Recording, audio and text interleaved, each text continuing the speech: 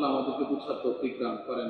তাহলে আমরা চতুর্থ যে সমস্যা, পারিবারিক সমস্যা, সেটা হলো লেনদেনের স্বচ্ছতা না, মিরাজ যথাসময়ে বন্টিত না হওয়া, মালিকানা স্পষ্ট না হওয়া, যে কার মালিকানা কতটুকুর ভিতরে এটা স্পষ্ট না থাকা। অনেক মানুষ, আমরা এটা খুব ভালোভাবে খেয়াল করেন, ছেলে মেয়েদেরকে সব দিয়ে যায়। আপনার স্ত্রী, তার অংশ আছে না আপনার সম্পদের ভিতরে, কি বলেন, স্ত্রীর অংশ নির্ধারণ করে দিচ্ছেন কে? আপনি যদি বলেন যে আপনার স্ত্রীদের একটা ফ্ল্যাট দিয়ে বিদায় করে দিবেন, জায়েজ হবে? বলেন জায়েজ হবে?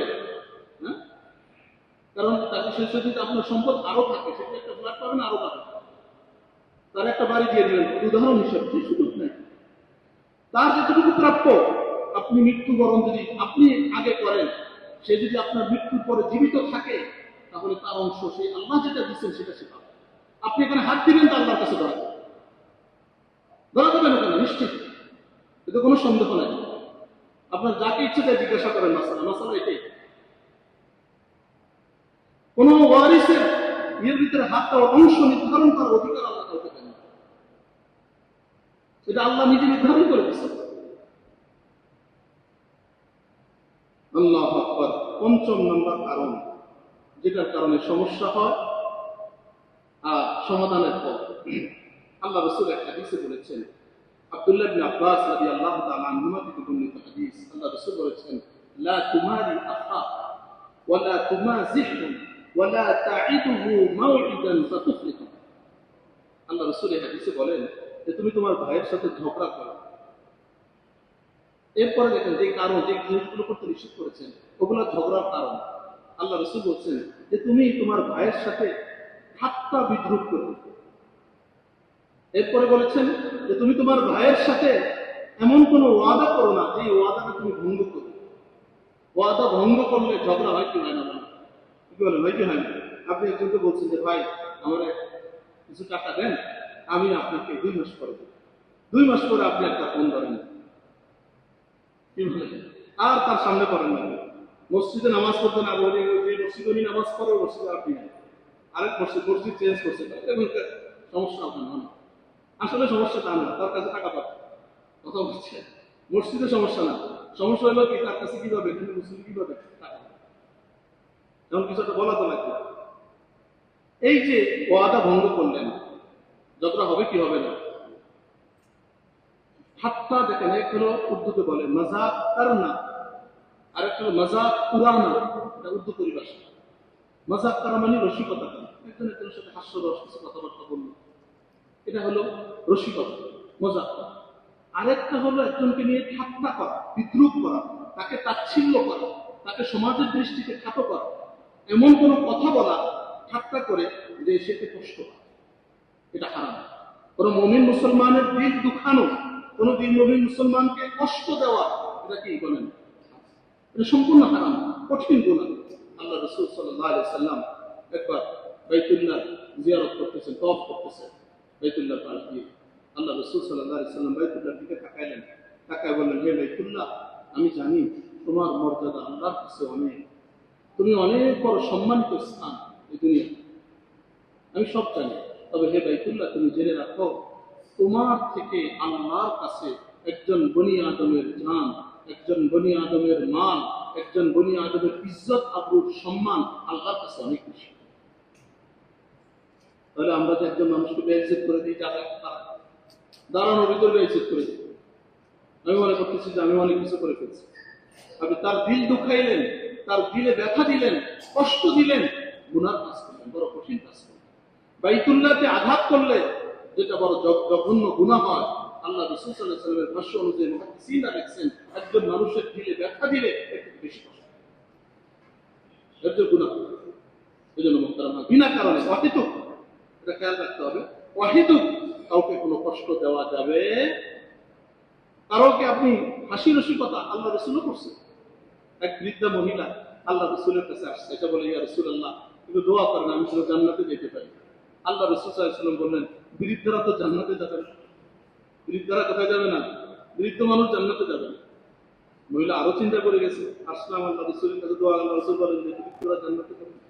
আল্লাহ রাসূল সাল্লাল্লাহু আলাইহি ওয়াসাল্লাম বললেন, আরে শোনো, বৃদ্ধ অবস্থায় কেউ জান্নাতে যাবে, আল্লাহ রাব্বুল আলামিন সবাইকে যুবক এবং যুবতী বানায় দেন না। তাহলে রসিকতা হলো না, রসিকতা করছে, এটার নাম রসিকতা, একটু হাসি রসিকতা। কিন্তু একজনের আপনি এমন কিছু মনে করায় দিয়ে তাকে এমন ফোঁটা দিলেন, এমন রসিকতা করলেন, যেটা রসিকতা থাকলো না, একটা ঠাট্টা বিদ্রুপে পরিণত হলো, ওই লোকটা কষ্ট পাইল। এমন রসিকতা করা যাবে না যেটার কারণে যার সাথে রসিকতা করা হয় সে কি পায়? কষ্ট, তার ব্যথা পায়। এটা করলে এটা জায়েজ নেই। এছাড়া এমনি হাস্যরস কথাবার্তার ভিতরে এটা করার শরীর থেকে অনুমতি আছে, আল্লাহ রাসূল সাল্লাল্লাহু আলাইহি ওয়াসাল্লামও করেছে। আল্লাহ রাসূলের জন্য বলছেন যে তুমি তোমার ভাইয়ের সাথে ঠাট্টা বিদ্রুপ করবে, যদি করো, আপনি যারা ঠাট্টা করলেন তার সাথে আপনার ঝগড়া হবে কি হবে না? কি বলেন? সে মনের ভিতরে কষ্ট পাইবে, হয়তো যদি সে পান তাৎক্ষণিক আপনাকে জবাব দিবে, এই তো ঝগড়া লাগবে। অথবা যদি না পারে পরে যে পিছনে পিছনে করবে, আপনার বিরুদ্ধে কুৎসা রটনা করবে। আল্লাহু আকবার। আল্লাহ আমাদেরকে বুঝার তৌফিক দান করেন।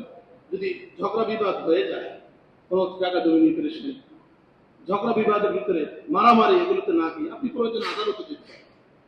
আদালত আপনার জন্য সঠিক ফয়সালা করবে। এমন আদালতও তো বিক্রি হয়ে যায়, বাকি আদালত থেকে সেটার সমাধান হবে। জায়গা জমি নিয়ে যদি কারোর সাথে ঝামেলা থাকে, এটা না যে মারামারি করবে, এটা না যে সে ঝগড়াঝাটি করবে, এটা না যে সে খুনাখুনি করতে যাবে। আল্লাহ আমাদেরকে বুঝার তৌফিক দান করেন। দেখেন দুনিয়ার জীবন এটা কয়েকদিনের জীবন, খুব লম্বা জীবন না। সৈয়দ সুলাইমান নদভী রহমতুল্লাহ আলাইহি ভারত উপমহাদেশের একজন বহুত বড় আলেম ছিলেন, বড় লেখক ছিলেন। উনি একটা কবিতা বলে গেছেন যে हम यहाँ ऐसे रहे के वैसे रहे, हम यहाँ ऐसे रहे के वैसे रहे, वहां देखना है हम कैसे रहे। আরে দুনিয়াতে যেমনি হোক ডাল ভাত খাই আর যা খাই, যেমনি থাকি, কুড়ে ঘরে থাকি আর যেখানেই থাকি, এটা তো দুনিয়ার জীবন তো চলেই যাবে। এটা দেখার বিষয় না। আসলে দেখার বিষয় হলো যে আখিরাতে আমরা কিভাবে, আখিরাতের আমাদের ঠিকানাটা কেমন হবে, ওখানে কি আমরা ধরা খেয়ে যাই কিনা, সেটা হলো দেখার বিষয়, সেটা হলো দেখার বিষয়। আল্লাহ রাসূলের কথাটা অন্য হাদিস, আল্লাহ রাসূল হাদিসে বলেছেন ই'মাল লিদুনিয়াকা বিকদরি হায়াতিকা ফিহা বিকদরি বাকাইকা ফিহা ওয়া'মাল লিআখিরাতিকা লিকদরি বাকাইকা ফিহা। আল্লাহ রাসূল সাল্লাল্লাহু আলাইহি ওয়াসাল্লাম বলেছেন, আরে তুমি দুনিয়ায় যে কয়দিন থাকবা ওই হিসেবে তুমি দুনিয়ার জন্য কাজ করো, আর আখিরাতে তুমি যে কয়দিন থাকবা সেই হিসেবে তুমি আখিরাতের জন্য প্রস্তুতি করো। এখন আমাদের দেখেন সকাল থেকে নিয়ে ঘুম থেকে উঠলে একবারে ঘুমানো পর্যন্ত সব ব্যস্ততা দুনিয়াকে নিয়ে। অল্প একটু নামাজের জন্য আসি, তাও অল্প সময়ের জন্য, ছটফট কখন যাব, কখন তাড়াতাড়ি যাব, সব ব্যস্ততা হলো দুনিয়াকে নিয়ে। অথচ দুনিয়ার জীবনের তুলনায় আখিরাতের জীবনের তুলনায় দুনিয়ার জীবনের তুলনায় একেবারেই সামান্য, সামান্য সময়। আল্লাহ রাসূলের জন্য বলছেন তুমি আখিরাতে যে কয়দিন থাকবা সেই হিসেবে আখিরাতের প্রস্তুতি নাও, দুনিয়ায় যে কয়দিন থাকবা সেই হিসেবে দুনিয়ার প্রস্তুতি। কি বলেন, আমাদের প্রস্তুতিটা আছে? হ্যাঁ আছে, এই হিসাবে আছে প্রস্তুতি। বলেন তাহলে কি ধরনের হওয়া দরকার, প্রস্তুতির দরকার আছে কি নাই? এই যে ঝগড়া বিবাদ, যদি প্রস্তুতি নেন আখিরাতে, ঝগড়া করার সময় আছে? হ্যাঁ এই বলেন, কি বলেন, সময় আছে? সময় তো নাই। এখন ঝগড়া করার সময়টা তো ওই মানুষদের যাদের আখিরাতের ফিকির নেই, আখিরাতের প্রস্তুতি নেই, তারা হলো এগুলো নিয়ে থাকে। তারা চিন্তা করে কোনটা থেকে কোনটা করা যায়, কোনটা থেকে কোনটা, কার লোকে কার ঝামেলা বাজানো যায়। আছে না আমাদের সমাজের ভিতরে এরকম মানুষ, ঝামেলা লাগানো, দুপক্ষ চরিত্রের মানুষ, এখানে কথা বল ওখানে কথা বল, এর লাগে একটু ভালো আছে, ওই শয়তান স্বামী স্ত্রী সম্পর্ক ভালো, শয়তান চিন্তা করে যে কেমনি খারাপ করা যায়। আল্লাহ আকবার। আল্লাহ আমাদেরকে বুঝার তৌফিক দান করেন। মোহতারাম হাজিরিন, তাহলে পঞ্চম নাম্বার যে ঝগড়া বিবাদ যেটা হয়, মানে সমস্যা, পারিবারিক যে সমস্যা হয় পরস্পরের ঝগড়ার কারণে হয়, কাউকে নিয়ে তাচ্ছিল্য করার কারণে হয়, আর হলো ওয়াদা করে ওয়াদা না। আপনি আপনার স্ত্রীর সাথে ওয়াদা করছেন যে তোমার অমুক দেশে হানিমুনে নিয়ে যাবো, বুঝছেন, নিয়ে গেলেন না, ঝামেলা বাঁচবে কি বাঁচবেন? আপনি ওয়াদাই করতেন না, ঝামেলা নেই। উদাহরণ হিসেবে বলুন, আপনি ওয়াদা করলেন, হ্যাঁ, যে তোমার আমি এটা দিব, এই গিফটটা দিব এবার ঈদে, দিলেন না, ঝামেলা হবে কি হবে না? ঘরের ভিতরে ঝামেলা বাঁচবে। আপনি ওয়াদাই করলেন না, ঝামেলা নেই।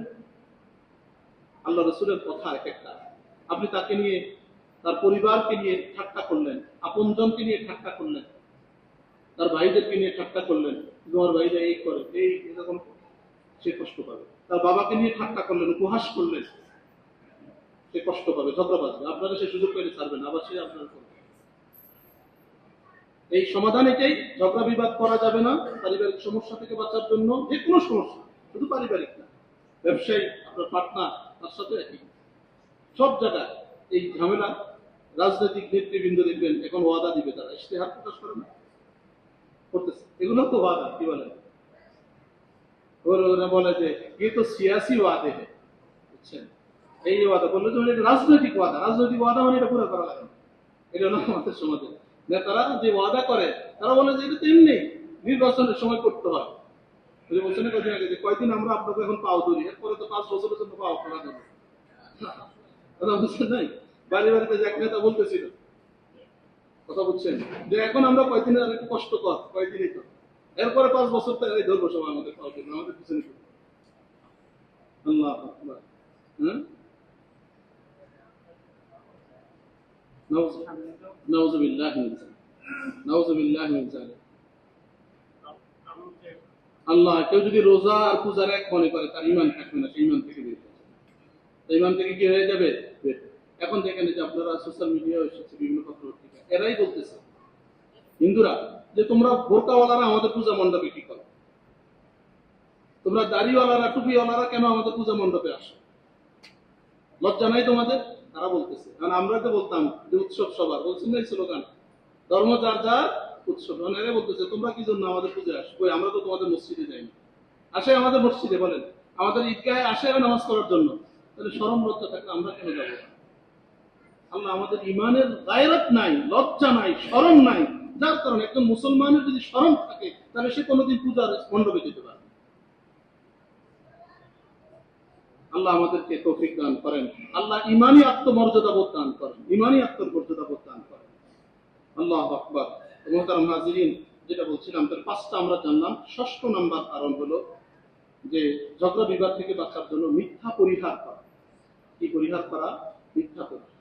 আল্লাহ রাসূলের হাদিস, হযরত সুফিয়ান ইবনে হুসাইন আল হাযরামি রাদিয়াল্লাহু তাআলা আনহু থেকে বর্ণিত হাদিস, রাসূল আকরাম সাল্লাল্লাহু আলাইহি সাল্লাম বলেছেন, কাবুরাত খিয়ানাতান আন তুহাদ্দিসা আখাকা হাদিসান হুয়া লাকা বিহি মুসাদ্দিকুন ওয়া আনতা বিহি কাযিবুন। এটা বড় অন্যায়, বড় খেয়ানত, যে একজন ভাইকে, তুমি তোমার ভাইকে একটা কথা বলবে আর সে তোমাকে বিশ্বাস করতেছে আর তুমি তার কাছে মিথ্যা বলতেছে। আপনার কাছে একজন জিজ্ঞাসা করলো যে ভাই, অমুকের মেয়েটার সাথে আমরা আমার ছেলেকে বিয়ে করাইতে চাই, মেয়েটা কেমন? আপনি জানেন যে আসলে মেয়েটা ভালো না, আপনি বললেন যে ভাই এই মেয়ের মতো, এটা জমানার রাফি অবস্থা, এরকম ভালো মেয়ে আর নাই আমাদের এলাকায় নেই। এখন ওই লোকটা তো আপনার কথা বিশ্বাসই করে, মাশাআল্লাহ হাজী সাহেব নূর মসজিদের মুসল্লি প্রথম কাতারে, সেই কথা বলছে, সে আমরা আত্মীয় বা আপনার বন্ধুর মেয়ে, আপনি স্বার্থের জন্য তার এই কথা বলে দিলেন, তার সাথে আপনার সম্পর্ক, হ্যাঁ, ওই লোকটা বিশ্বাস করছে, আরে উনি কিভাবে মিথ্যা কথা বলবেন, আপনাকে কি করলো? বিশ্বাস করলো, আর আপনি কি বললেন? মিথ্যা করলেন। পরে যখন জানতে পারবে যে আসলে সে এই কথাটা আত্মীয়তার কারণে বলছে, ঝামেলা বাঁচবে কি বাঁচবে না আপনার সাথে? আল্লাহ রাসূল বলেছেন, হ্যাঁ, যে এটা বড় খেয়ানত, এটা বড় অন্যায়, আমানতের খেয়ানত। কারণ যে আপনাকে জিজ্ঞাসা করে, তো বিশ্বাস করে আপনাকে জিজ্ঞাসা করে, আপনি তার বিশ্বাসটাকে নষ্ট করেন। আল্লাহ রাসূল সাল্লাল্লাহু আলাইহি ওয়াসাল্লাম বলেছেন, আল মুস্তাশারু মু'তামান, যার কাছে পরামর্শ চাওয়া হয় সে হলো আমানতদার। আপনার কাছে একজন পরামর্শ চাইছে, ভাই আমি এই ব্যবসাটা করতে চাই বা এই অমুক ব্যক্তির সাথে পার্টনার হতে চাই, আপনি জানেন যে না, এই লোকের সাথে পার্টনার হলে ভালো হবে না, এই লোকের ভালো না, আপনি জানেন, কিন্তু আপনি তারা বলেন, হ্যাঁ ভাই আপনার সাথে তার সম্পর্ক আছে ভালো, বললে যে ঠিক আছে পার্টনার হওয়ার সমস্যা নেই, তাহলে আমানত রক্ষা হইল না, খেয়ানত হইল? আল্লাহ রাসূল বলছেন, যার কাছে পরামর্শ চাওয়া হয় সে হলো আমানতদার, সে যেটা ভালো পরামর্শ, যেটা ভালো মনে করবে নিজের জন্য, ওই পরামর্শটা তার ভাইকে দিবে। আল্লাহু আকবার। এই জন্য আজকে এই মিথ্যার কারণেও এরকম কঠিন ঝগড়া বিবাদ বাঁচতেই থাকে। আল্লাহ রাসূল সাল্লাল্লাহু আলাইহি সাল্লাম তথ্য গোপন করে বিয়ে শাদী দাও। দেখা যায় যে কিভাবে, দেখেন আমাদের সমাজের ভিতরে একটা মেয়ের বিয়ে হয়েছে, তার স্বামীর সাথে ছাড়াছাড়ি হয়ে যেতে পারে, ডিভোর্স হয়ে যেতে পারে, এখন তাকে কুমারী দেখায় বিয়ে দেয়। কাবির নামে একটা ঘর আছে, কুমারী কি কুমারী না, বিবাহিতা কিনা, বিধবা কিনা, ডিভোর্সি কিনা, ওখানে লিখে দিল কি কুমারী। তো কোনো কারণে এই বিষয়গুলো তার গোপন থাকে না। এই জামাই যখন আপনার এলাকায় আসবে, সে জানবে কি জানবে না? এখন ঝগড়া হবে কি হবে না, তা আপনি তো পারিবারিক, আপনি তাকে বলে দিলেন যে কুমারী কি কুমারী না, সে যদি বিবাহ করলে করলো, না করলে নাই, আমার তার জন্য উপযুক্ত যে ছেলে আছে সে যে বিবাহ করবে। তথ্য গোপন করলেন, করে বিয়ে দিলেন, এই ঝগড়ার সূচনা এখান থেকে বাঁচাই দিলেন। এইটা চলতে থাকবে পুরা জীবন, হয়তো বা দেখা যায় আবার তার ওখান থেকে ডিভোর্স হবে। আল্লাহ আমাদেরকে বুঝার তৌফিক দান করেন। মিথ্যার বিভিন্ন রকমের, যে আপনার মেয়ে শর্ট, আল্লাহ তার জন্য তার মতো করে জামাই ব্যবস্থা করবেন। আপনি তার উঁচা জুতা পরায়া, নিচে বড় লম্বা কাপড় পরায় না দেখাইলেন যে আমার মেয়ে লম্বা, আধা ফুট উঁচা জুতা পরাই দিলেন। কথা বুঝছি। এখন যখন পরবর্তীতে তাদের বাড়িতে যায়, সবসময় জুতা বেরো থাকতে পারবে সে, সে তার যেতটুকু লম্বা হাইট যেতটুকু আছে সেটা প্রকাশ পাবে কি পাবে না। এই যে ধোকা দিলেন আপনি, ওই যে মাইকা টেকা দেখাইলেন, আসলে জন্য কালো দেখাইলেন ফর্সা করে, বিউটি পার্লার থেকে সাজাতে যাই না, পরে যখন দেখা যাবে ধুয়ে ফেলার পরে আসল রূপ বের হবে, ঝামেলা হবে কি হবে না। এরকম বহু পরিবার ধ্বংস হয়ে যাচ্ছে মিথ্যার আশ্রয় নেওয়ার কারণে, ধোকা দেওয়ার কারণে, সত্য তথ্য গোপন করার কারণে, বাস্তবতা বিরোধী কথাবার্তা বলার কারণে। যারা ঘটক, বুঝছেন, ওই বেচারাদের তো কিছু টাকা পয়সা দরকার ঘটকের, সে চিন্তা করে যে এটা বিয়ে শাদী ঘটাই দিতে পারলেই পয়সা, আর যেখানে একটু সমস্যা থাকে ওগুলোর ভিতরে তো দামটা বেশি পায়। ওই চুক্তি করে নেয় যে ভাই তোমার রিজেক্ট মাল চালায় দিব, তো তুমি কি করতে হবে, পয়সা বেশি দিতে হবে। কথা বুঝেন? এই যে তথ্য গোপন করে যে বিয়ে শাদী এটা ঘটক করতে পারে, আপনি কাজ করবেন। আল্লাহর বান্দি, আল্লাহ সৃষ্টি করছেন, আল্লাহ তার জন্য দৌড়া লিখে রাখছেন, আল্লাহ ব্যবস্থা করবেন অবশ্যই, কিন্তু সেখানে তথ্য গোপন করার প্রয়োজন। এই যে এগুলোর কারণে আজকে পারিবারিক সমাজের ভিতরে ঝগড়া বিবাদ, এবং এটা শুরু দিন থেকে শুরু হয়, কেউ তো এই ঝগড়া নিয়েই যায় কবর পর্যন্ত, আর কারোটা হয়তো আর যায় না, কিছুদিন যাওয়ার পরে ছাড়া যায়। এই জন্য আসিদকু ইউনজি ওয়াল কিযবু ইউহলিক, আল্লাহ রাসূল বলেছেন সত্য মানুষকে নাজাত দেয়, মিথ্যা মানুষকে ধ্বংস করে। সত্য মানুষকে মুক্তি দেয়, মিথ্যা মানুষকে কি করে দেয়, ধ্বংস করে। আপনি মিথ্যার আশ্রয় নিয়ে শান্তি পাবেন না, মিথ্যা নেবেন, ঝগড়া বিবাদ আসবে। আল্লাহ আমাদেরকে বুঝার তৌফিক দান করেন। তাহলে পারিবারিক ঝামেলা বলেন, সামাজিক ঝামেলা বলেন, ঝগড়া বিবাদ বলেন, এগুলো থেকে বাঁচার ৬ষ্ঠ নম্বর উপায় হলো মিথ্যা থেকে বাঁচা। আমরা পারবো তো ইনশাআল্লাহ। আল্লাহ যখন হাদিসে আসছে, আল্লাহ রাসূল সাল্লাল্লাহু আলাইহি ওয়াসাল্লাম বলেছেন, মানুষ যখন মিথ্যা বলে তো তার জবান থেকে এমন দুর্গন্ধ বের হয়, তার যে ফেরেশতা, আমাদের সাথে তো ফেরেশতা আছে, এই ফেরেশতা দূরে চলে যায়, অনেক দূরে চলে যায়। এই গন্ধ, আমরা শোনা গন্ধ অনুভব করি না, কিন্তু ফেরেশতারা অনুভব করে, তারা আমাদের এই মিথ্যার কারণে আমাদের থেকে অনেক দূরে চলে যায়। আমরা বিভিন্ন অহেতুক কারণে আমরা মিথ্যা বলি, কি বলেন, বলি কি বলি না, প্রয়োজন, একান্ত প্রয়োজন, শরীয়তে কিছু ক্ষেত্রে অনুমতি আছে, এরকম অনুমতি ছাড়াও আমরা দেখা যায় যে এমনি মিথ্যা বলি। আল্লাহ আমাদেরকে মিথ্যা পরিহার করার তৌফিক দান করেন। ৭ম নাম্বার কারণ, সর্বশেষ ৭ম নাম্বার সমাধান, আর তাগাফুল। তাগাফুল বলা হয় মানে অনেক কিছু দেখেও না দেখার ভান করা। আপনি পরিবারের সবার যদি সবকিছু ধরতে যান, সব জায়গায় যদি দোষ ধরতে চান, তাহলে ঝামেলা বাঁচবে। আপনার স্ত্রীর আপনি সব ধরতে গেলে, সব টুকতে গেলে আপনি ঝামেলা করবেন। এটাকে বলে তাগাফুল, মানে যেগুলো ধরার সেগুলো তো অবশ্যই ধরতে হবে, কিন্তু কিছু বিষয়ে ছাড় দেওয়া, একটু উদাসীন, মানে এ ব্যাপারে একটু বেখবর থাকা, দেখেও না দেখার ভান করা। আপনি আপনার ছেলের সবকিছু ধরতে গেলেন, দেখা যাবে যে সে এক সময় আপনার বিরুদ্ধে রেগে যাবে, সে আর আপনার কথা শুনে, সে একদিন জবাব দেওয়া শুরু করবে, আর যেদিন থেকে আপনার বিরুদ্ধে তার মুখ খুলে যাবে, এরপরে আসে আপনার কথা শুনবে। এই জন্য যে কোনো বিষয়ে যে শাসন করতে যাবেন না, একে বলা হয় আরবিতে তাগাফুল, যে একটু দেখেও না দেখার ভান করে চলে যাও, পারা যাবে না ইনশাআল্লাহ।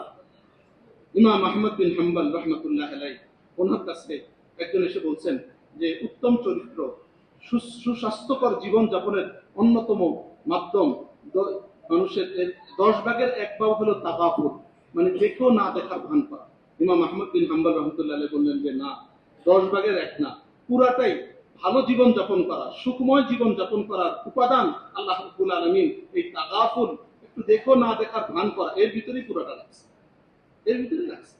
এই জন্য পরিবারের ভিতরে সবকিছু ধরা যাবে না, পায়ে পায়ে ধরা যাবে না, ধরলে চলবে না, সংসার ভেঙে পড়বে। স্ত্রীর আপনি ভালো কথা, তাকে সতর্ক করবেন, যাই শুরু করলেন, যারা সব এখন আপনার ভয় যে আস্থা আছে হুজুরে, হ্যাঁ, মসজিদ থেকে খতিব সাহেবের বয়ান শুনে এসে আমার উপরে চালু করে সবাই ভীত, সন্ত্রস্ত, ততস্থ হয়ে আছে। না, এটা সবকিছু ধরা যাবে না। বাচ্চাদের শাসন করতে হবে, কিন্তু সেটাও একদিন করবেন শাসন। প্রতিদিন যদি আপনি শাসন করেন, এই শাসনের প্রভাব থাকবে সব বিষয়ের জন্য না, এর থেকেও পারিবারিক সমস্যা। দেখেন, হাতেমে আসাম নামে একজন বহুত বড় মনীষী অতিবাহিত হয়েছে। আসাম শব্দের অর্থ হল বধির। উনি আসলে বধির ছিলেন না, কানে শুনতেন। ওনার কাছে একজন মহিলা মাসালা জিজ্ঞাসা করছে। মাসালা জিজ্ঞাসা করতে এসে এই মহিলার বায়ু নির্গমন হয়ে গেছে। এখন মনে করেন মানুষের যদি বায়ু নির্গমন, সে লজ্জায় পড়ে যায় যে আমি আসছি হুজুরের কাছে মাসালা জিজ্ঞাসা করতে, আমার আরো মহিলা মানুষ। উনি খুব লজ্জায় পড়ে গেছেন। হযরত হাতেম আসাম উনি শুনছেন বায়ুর শব্দ, শুনে তিনি বললেন যে কি আপনি কি বললেন, কি আবার জিজ্ঞাসা করতে চাইলেন, কি বলতে চাচ্ছেন। মানে এরকম একটা ভান করলেন যে উনি কানে ভালো করে শুনেন, কথা বুঝেন নাই। উদ্দেশ্য হলো মহিলাকে লজ্জা থেকে বাঁচানো। মহিলা বুঝতে পারছে, আরে তাহলে তো হুজুর মনে কানে সমস্যা আছে। মহিলা আমার কি করে, সে কি করে নেই, বায়ুর শব্দ কি করে নেই, সে শুনে নেই। এই যে তার ইজ্জতের হেফাজতের জন্য, তাকে লজ্জা থেকে বাঁচানোর জন্য তিনি যেটা করেছেন, এই যে তাকাফুল, একটু উদাসীনতার ভাব দেখাইছেন, এই জন্য তার নামের অংশ হয়ে গেছে আসাম। হাতেম আসাম মানে হাতেম যে বধির, আসলে তিনি বধির ছিলেন? বধির ছিলেন না। একজন মহিলাকে তার লজ্জা যাতে সে না পায়, এই জন্য তিনি এটার অভিনয় করেছেন। আমরা তো মনে করেন একটা এরকম যদি কোনো দুর্ঘটনা হয়, হইতেই পারে, আমরা একবারে পুরা সব হাসাহাসি করে সব একসাথে, এটা তো উচিত না। একজন মুমিনের চরিত্র হওয়া উচিত। এটা তো আমার সাথেও করতে পারে, আপনার সাথেও করতে পারে। কি বলেন, পারে কি পারে না? তাহলে কেন আমরা এমন একটা মানুষ জিনিস যেটা থেকে আমরা কেউ মুক্ত না, এটা নিয়ে আমরা কেন হাসাহাসি করি? এটা আমাদের অভ্যাস হয়ে গেছে, হাসাহাসি করা, মানুষকে বিচ্ছিন্ন করা। আল্লাহ আমাদেরকে বুঝার তৌফিক দান করেন। মোহতারাম হাজিরিন, এখন কথা হলো কয়টা জিনিস আমরা জানলাম। মোট সমাধানের পথ 7। ঝগড়া বিবাদের 1 নম্বর, খুব খেয়াল রাখেন, সমঝোতা। পরিবারের ছোটখাটো বিষয় ঝামেলা হতে পারে, হলে যে কোনো একজন দায়িত্ব নিয়ে এটা সমঝোতা করে দেয়। বড় ভাই নিতে পারে, বাবা নিতে পারে, মা নিতে পারে, বড় বোন নিতে পারে, যে যে পারে, যার কথা শুনবে, হ্যাঁ, চাচা হতে পারে, দায়িত্ব নিয়ে এটাকে অনেক বেশি লম্বা করতে না দেয়। সমাধান এক পথ। দ্বিতীয় পথ হলো সবর। একসাথে থাকলে কথা শুনতে হতে পারে, সবর করতে হবে। এক একজনের মেজাজ এক এক রকম। তৃতীয় হলো ক্ষমা করে দেওয়া, সবকিছুতে পাকড়াও না, ক্ষমা করে দেওয়া। চতুর্থ হলো মুআমালা, লেনদেন স্বচ্ছ রাখা। মিরাজ বন্টন না থাকলে মিরাজ বন্টন করে দেওয়া। মালিকানা স্পষ্ট থাকা, পরিবারের ভিতরে কার মালিকানা কতটুকু, এটা স্পষ্ট থাকে। আপনি আপনার পুত্রবধূকে স্বর্ণ দিচ্ছেন, তার মহারণা হিসেবে দিচ্ছেন 5 ভরি, এটা তার মালিকানা। আরো 5 ভরি তাকে ব্যবহারের জন্য দিচ্ছেন, এটা আপনি মালিক। এটা স্পষ্ট থাকবে, এটা তাকে বলে দেওয়া হবে যে দেখো, এই 5 ভরির মালিক তুমি, আর এই 5 ভরির মালিক আমি। তখন আপনি মালিক, আপনি এটার জাকাতও আপনাকে দিতে হবে। আপনার ছেলে যদি মালিক, এটা বলে দিতে হবে যে এই 5 ভরি তোমার, এটা আপনার প্রয়োজন হলে আপনার তার অনুমতি ছাড়া বিক্রি করে দিতে পারবেন, আপনার ব্যবসার প্রয়োজন। কিন্তু তারটা নিতে হলে তার অনুমতি লাগবে, তার সম্মতি লাগবে, ওটা সে মালিক। আজকে মালিকানা স্পষ্ট না হওয়ার কারণে অনেক ঝামেলা। 5 নম্বর হলো ঝগড়া বিবাদ পরিহার করা। কোনো বিষয় নিয়ে ঝগড়া লাগাই দেওয়া যাবে না, এবং সাথে সাথে কাউকে নিয়ে ঠাট্টা বিদ্রুপ না করা, ওয়াদা করে ওয়াদা পূরণ করা, ওয়াদা ভঙ্গ না করা। এর মাধ্যমেও আমরা ঝগড়া বিবাদ থেকে বাঁচতে পারবো। 6 নম্বর হলো মিথ্যা পরিহার করা। 7 নম্বর হলো তাগাফুল, আরবিতে বলে একটু দেখেও না দেখার ভান করা, সবকিছুর ভিতরে দোষ ধরতে না, মানুষের পিছনে লেগে না থাকা। আমি আপনি যদি একজনের পিছনে লেগে থাকি, কথা বুঝে আসছে, তাহলে তো দোষে দোষ দেখা যাবে। বরং আল্লাহ রাসূল যেটা বলছেন, কারো ভালোটা দেখা, ভালো গুণ দেখা। খারাপ গুণ, আপনার স্ত্রী যদি একটা খারাপ থাকে, তাহলে একটা ভালো আছে। আপনি তার ভালোটা দেখেন, খারাপটা ব্যাপারে আল্লাহর বান্দি, চলো আমারও তো কত ভুল আছে, আমারও তো কত দোষ আছে, আমারও তো কোনো অন্যায় আছে, চলো সেটা মাফ করে দিলাম, সেটা দেখলাম না, যেটা ভালো আছে সেটা আপনি। তাহলে দেখবেন আপনার আমার পারিবারিক জীবন কত সুন্দর। এখন কথা হলো পিছনের জীবনে আমরা যে জিনিসগুলো করে ফেলছি, এর থেকে মাপের রাস্তা, এগুলো তার থেকে মাপ নিতে হবে। বান্দার হক তো আল্লাহ মাফ করবেন না, বান্দার থেকে মাপ নিতে হবে। আল্লাহ হক। দেখেন আল্লাহ রাসূল সাল্লাল্লাহু আলাইহি সাল্লাম কিভাবে মাপ দিচ্ছেন। আল্লাহ রাসূল সাল্লাল্লাহু আলাইহি সাল্লাম একদিন মসজিদে নববীতে মিম্বরে বসছেন, বসে সাহাবায়ে কেরামদেরকে ডেকে বলছেন, হে আমার সাহাবীরা, তোমাদের যদি আরো কোনো হক আমার দ্বারা নষ্ট হয়ে যায়, দুনিয়া হলো এই দারুল হুকুক, হকের জায়গা, আর আখিরাত হলো দারুল উজুর, উজরত প্রতিদানের জায়গা। ওখানে হক নেওয়ার কোনো সুযোগ নেই, দেওয়ার সুযোগ নেই। আপনার নেকি দিতে হবে, ওখানে মাপ নিতে পারবেন না, এখান থেকে নিয়ে নিতে হবে। হকের জায়গা হলো দুনিয়া, আর প্রতিদানের জায়গা হলো আখিরাত। আল্লাহ রাসূল সাল্লাল্লাহু আলাইহি ওয়াসাল্লাম বললেন যে তোমাদের যদি কারো আমি হক নষ্ট করে থাকি, কারো উপরে যদি আমি জুলুম করে থাকি, তাহলে তোমরা আসো আমার থেকে বদলা নাও। এক সাহাবী দাঁড়ায় দিলেন, ইয়া রাসূলুল্লাহ, আমি আপনার থেকে বদলা নিতে চাই। আল্লাহ রাসূল বললেন, কি বদলা নিবা? বলল, ইয়া রাসূলুল্লাহ, একদিন আপনি আমার কোমরে মারছিলেন, আঘাত করছিলেন। আল্লাহ রাসূল সাল্লাল্লাহু আলাইহি ওয়াসাল্লাম বললেন যে আমার তো মনে পড়ে না। ঠিক আছে, তুমি যদি দাবি করতেছো আসো। ওই সাহাবী আসছে, আল্লাহ রাসূল সাল্লাল্লাহু আলাইহি ওয়াসাল্লাম কোমর ভিড়ায় দিয়েছেন, কোমর আঘাত করবে। বলল, ইয়া রাসূলুল্লাহ, আপনি যখন আমার কোমরে মারছিলেন তখন আমার কোমর খোলা ছিল, কোমরে কাপড় ছিল না। আল্লাহ রাসূল কোমর খুলে দিয়েছেন। ওই সাহাবী আল্লাহ রাসূলের এই যে এখানে পিছনে এখানে এই বরাবর ছিল মোহরে নবুয়ত, নবুয়তের সিল যেটাকে বলে মোহর, যেখানে লেখা মুহাম্মাদুর রাসূলুল্লাহ, সুবহানাল্লাহ। ওই সাহাবী ওই আল্লাহ রাসূলকে জড়ায় ধরে মোহরে নবুয়তে চুমা দিয়েছে। সে বলছে, ইয়া রাসূলুল্লাহ, আসলে কোনো আপনি আমার কিছু খুশি টুশি দেন নাই, কোনো কিলকিল দেন নাই।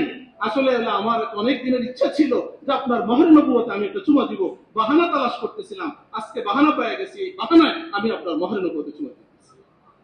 তো উদ্দেশ্য দেখেন, আল্লাহ রাসূল শুধু জবানে বলে গেছেন তা না, আল্লাহ রাসূল ঘোষণা দিচ্ছেন যে কারো কোনো হক থাকলে আসো, আমার থেকে আজকে বদলা নিয়ে নাও। যদি এর বিনিময়ে তোমরা কিছু চাও সেটা নিয়ে নাও, সেটা যদি না যার মনে চায় সে আমাকে মাফ করে। আল্লাহ রাসূল তিনটা অপশন দিচ্ছে, হয়তো বদলা নেওয়ার টাকা নিয়ে নাও, দুনিয়াতে নিয়ে নাও, কাল কিয়ামত দিবসে কোনো বদলার দাবি করো না। অথবা তুমি যদি এর বিনিময়ে আমার কাছে কোনো প্রতিদান চাও, তাও সেটা চেয়ে নাও। অথবা তুমি আমাকে আল্লাহর জন্য মাফ। আমরা পারি না, এটা কি বলেন? একজন একজনকে মাফ করে দিতে পারি কি পারি না? তারা আমরা একে অপরকে মাফ করে দিচ্ছি, হাত উঠান দিই। আল্লাহ আমাদের সবাইকে একে অপরকে মাফ করে দেওয়ার তৌফিক দান করেন, মাফের মতো উদাহরণ আল্লাহ রাব্বুল আলামিন দান করেন। ওয়া আখির দাওয়ানা আলহামদুলিল্লাহ।